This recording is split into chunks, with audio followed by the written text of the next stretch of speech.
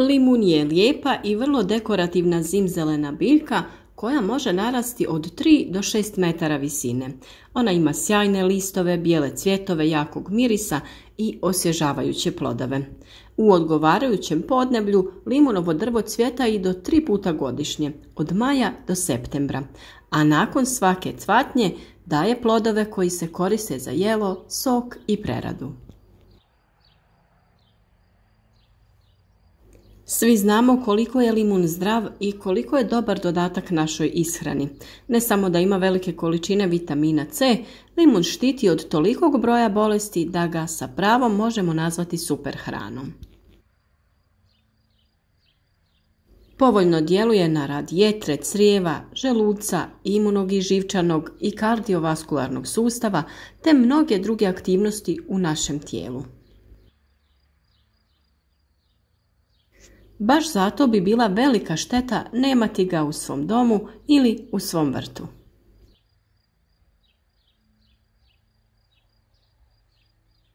Uzgoj limuna nije nimalo težak. Morate mu samo osigurati nekoliko uslova i vjerujem da ćete ubrzo uživati u njegovim ukusnim plodovima.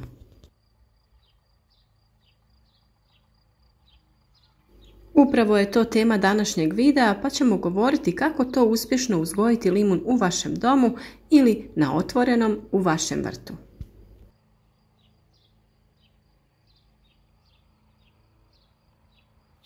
Kada se limun sadi u obliku sadnica, prvo se kupuje mladica stara 2 do 3 godine.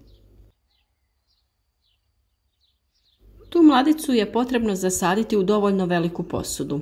Posuda se postavlja na osunčano mjesto, a mladica se ne zalijeva pretjerano.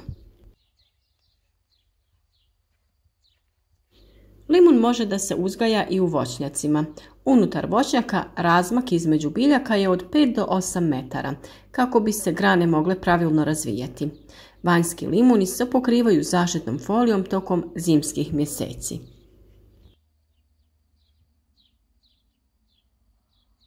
A kada se radi o uzgoju limuna u posudi, potrebno je postaviti ga na južnu stranu sa mnogo svjetlosti.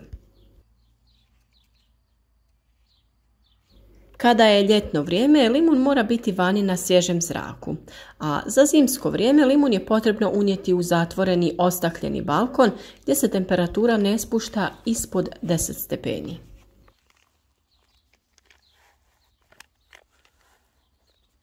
Kada limun nema dovoljno svjetlosti, on odbacuje svoje lišće.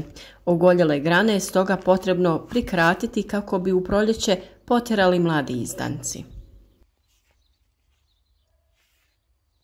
Što se tiče odabira posude za uzgoj vašeg citrusa, najbolje je da ona bude od prirodne keramike, terakote, koja osim što lijepo izgleda, upija i vlagu u sebe, pa dodatno pogoduje stvaranju ravnoteže u vlažnosti tla vašeg limuna. Ali naravno da možete koristiti i druge posude koje su vam dostupne. S obzirom da će stablo limuna biti potrebno nakon nekog vremena ponovno presaditi u neku veću posudu, možete za krajnje presađivanje ostaviti odabir keramičke posude. Samo presađivanje limuna je vrlo jednostavno. Biljku postavite u sredinu posude, te okolo dodate zemlju pomiješanu sa malo pijeska. Prilikom sadnje možete koristiti i specijalan namjenski supstrat za citruse, te dodati malo namjenskog peletiranog hranjiva. Nakon sadnje biljku je potrebno obilno zaliti kako bi se ona mogla lakše ukorijeniti u novoj okolini, ali na jedno vrijeme obustavite zalijevanje dok zemlja malo ne zasuši te tek onda nastavite, jer ukoliko previše zalijete biljka neće imati potrebu da dalje razvija korijen. Inače, ako je vaš limun smješten u nekoj relativno tamnoj prostoriji, zalijevajte ga jednom u 15 dana. Ako ga držite u toploj i svjetloj prostoriji, zalijevanje je neophodno svake sedmice. Pošto drvo limuna ne podnosi suh zrak, obavezno mu je potrebno prskati lišće više puta sedmično. Prilikom sadnje u zemlju možemo dodati perlit. A šta je to perlit? To nije đubrivo i nema hranjivu ili mikrobnu vrijednost ni za biljke ni za zemlju. Njegova uloga se isključivo vezuje za održavanje strukture zemlje, da bude rastresita i lagana. Pa ako želimo da zemlja bude dobro drenirana, perlit služi upravo za to. Riječ je o prirodnom materijalu koji se u sirovom obliku nalazi u prirodi kao vulkanska stijena. Ona se u procesu prerade izlaže visokim temperaturama gdje dolazi do širenja perlita koji povećava svoju zapreminu čak i do 40 puta. Nastaju granule male specifične težine, spužvaste i porozne strukture. Zahvaljujući sposobnosti da upijaju i zadržavaju vlagu, granule agroperlita upijaju višak vlage iz zemljišta. Kada se vlaga u zemljištu smanji, granule perlita ispuštaju upijenu vodu i na taj način održavaju povoljan vodozračni režim oko korijena biljke. Isto radi i sa rastvorima mineralnih đubriva, čime se postiže njihovo produženo djelovanje. Inače, zalijevanje limuna treba da bude umjereno kada je u pitanju količina vode. Zimi zalijevajte vaš limun na 10 dana, a ljeti svakog dana, naravno uz prskanje listova.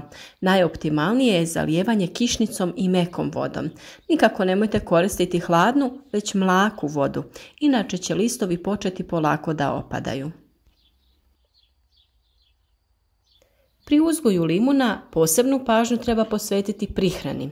Naime, tokom perioda vegetacije prihranu limuna je neophodno provoditi 2 puta sedmično, a to možete raditi sa gnojivima za citruse tokom zime i početkom proljeća. Područje hranjenja limuna koji raste u posudi je ograničeno njezinom veličinom. Potpuno iscrpljenje tla dolazi za oko 1,5 do 2 mjeseca. Korijenov sustav ne može prodrijeti u duboke slojeve tla kako bi izvuklo novu seriju hranjivih sastojaka. Stoga elementi neophodni za razvoj moraju neprestano dolaziti izvana. Da bi brzo uspostavili ravnotežu esencijalnih tvari, koristite prskanje. Naime, na lišću, posebno sa donje strane, ima mnogo pora. Uz njihovu pomoć biljka razmjenjuje elemente s okolinom. Folijarno prskanje limuna pomaže u slučaju oštećenja korijenovog sustava. Stablo brzo apsorbira gnojiva kroz lišće. Međutim, prskanje ne može zamijeniti hranu kroz tlo. Igra ulogu svojevrsne hitne pomoći kada se stanje biljke ne može popraviti na bilo koji drugi način. U poljoprivrednim ili agrotrgovinama imate posebna vodotopiva đubriva namijenjena upravo za limun sa adekvatnim omjerom makro i mikroelemenata. Naravno, možete koristiti sve one pripravke o kojima često govorimo za pripremu domaćih hranjiva, na primjer sa korom od jaja ili kompost, te također možete stajsko gnojivo rastopiti u vodi te time zalijevati biljku. Sobnim biljkama limuna je potrebna umjetna oplodnja kako bi se osigurao što veći broj plodova. Kako bi donosili plodove, biljke treba cijepiti mladicama uzetim sa biljaka koje daju plod. Cijepljenje se obavlja u razdoblju između 15.8. do 15.9. Svake 2 do 3 godine potrebno je presaditi limun u smjesu komposta, pijeska i nešto zemlje. Limun ne podnosi niske temperature, već -5 stepeni može prouzročiti znatna oštećenja pa i uginuće cijele biljke. Preporučuje se zaštititi krošnju voćke zaštitnom folijom tokom zimskih mjeseci, a ukoliko imate prostora, najbolje bi bilo da ga unesete u neku prostoriju ili garažu, jer ipak limun je jedna od najosjetljivijih vrsta agruma na zimsku hladnoću. U septembru prekidamo sa gnojidbom i zalijevamo ih umjereno, to jest pustimo zemlju da se osuši između 2 zalijevanja. Rezidbom se obično grane ne prikraćuju nego odstranjuju. Uklanjaju se konkurentne grane i forsira rast ostavljene mladice.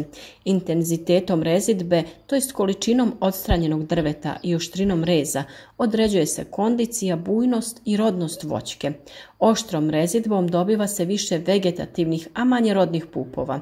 Slabijom rezidbom i izostankom rezidbe razvija se voćka manje bujnosti i slabije kondicije, što dovodi do neujednačene rodnosti.